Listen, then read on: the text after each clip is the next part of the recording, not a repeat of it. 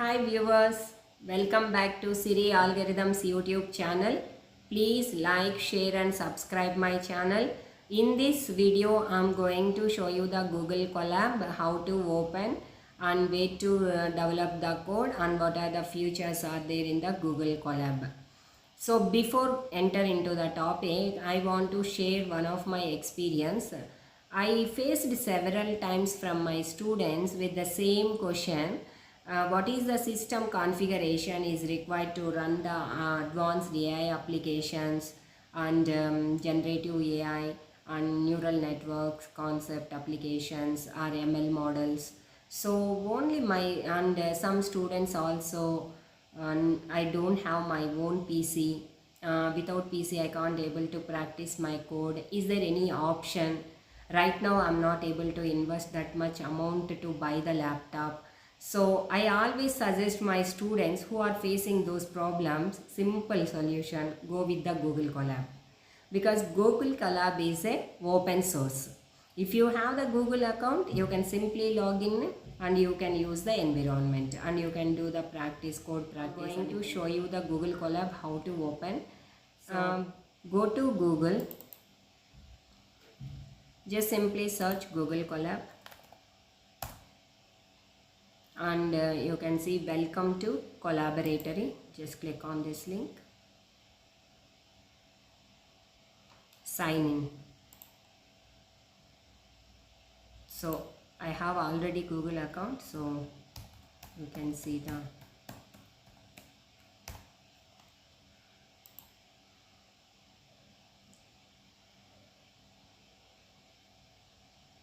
so now this is the Google Colab here.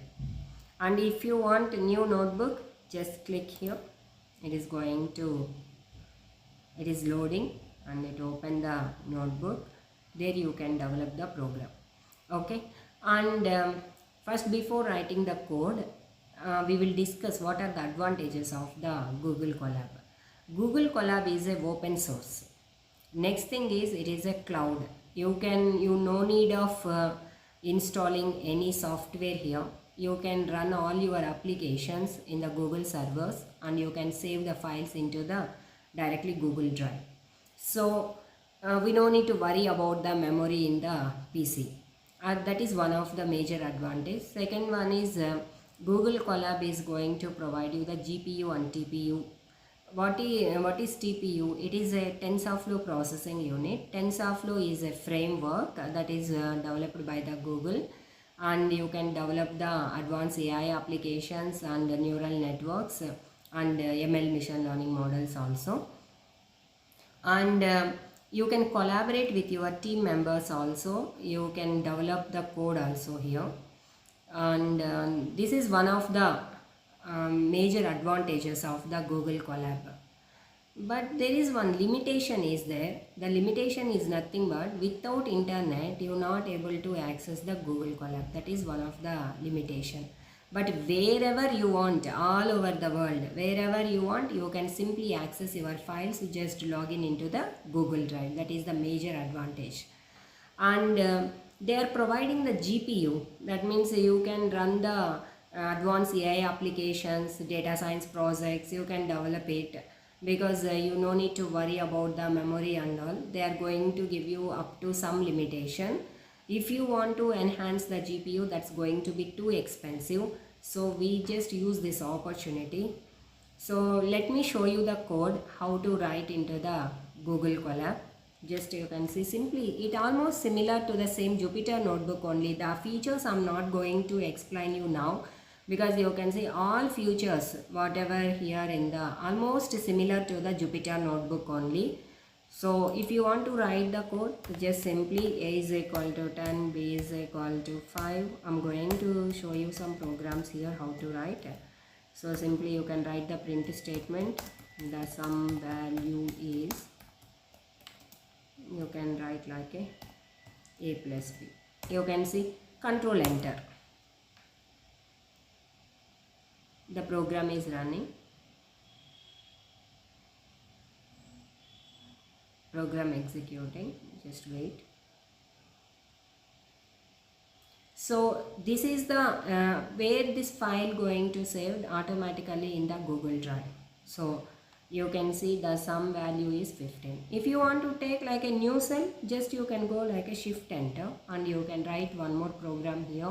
Same like Jupyter concept only. Jupyter notebook also you are going to write the programs into cells. Same here also you can write it. Maybe this is like the product value is something. Product value is A multiplication B. Control enter. So this is the way n number of cells you can create it just by pressing the shift enter. And if you want to create your own folder here, that also you can create it. And if you want to see, if you want to change the RAM, you can see come to here and you can connect with the change runtime type. You can see it is going to open. You want to work with the CPU or GPU or TPU, you can select it, that option also there. Just click this one and it is going to disconnect and delete runtime. Okay, and you can see save. Now it is connecting to the GPU. So according to your requirement, you can change the CPU, GPU, TPU, and you can see it is a GPU connected. If you want to see the program, the execution is very fast. You can see this one. If you give like a control enter, you can see executed very fast. So if you want to see where this file was saved, I'm not going to explain you the options here because all are almost similar to the Jupyter notebook only. Now we will see the comparison. What is the similarities we seen already? All features all are the same only. But what are the differences between the Jupyter notebook and the Google Colab? Jupyter notebook it is going to run in the local host. So you no need to worry about the internet connection. It is going to work with the offline. But Google Colab compulsory, without internet you not able to work in this. So internet is important. That is one. Second thing is all your programs are running in the Google server, the Google Colab programs. But in the Jupyter notebook it run in the Anaconda server. And one more major difference is all your files or applications, whatever you developed, those will save automatically into the Google Drive in the Google Colab.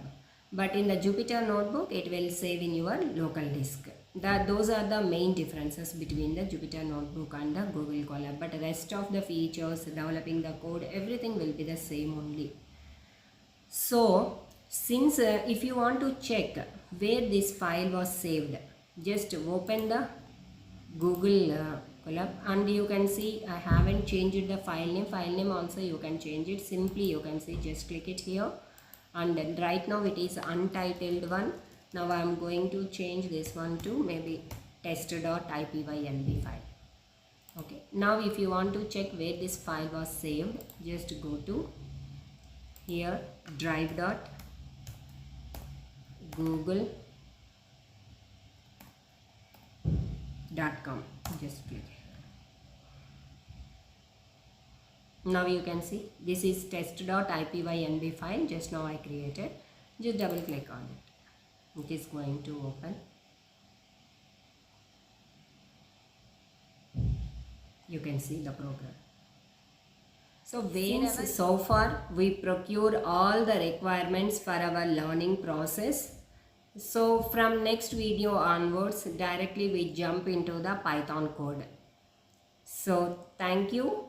Don't forget to subscribe my channel. See you in next video.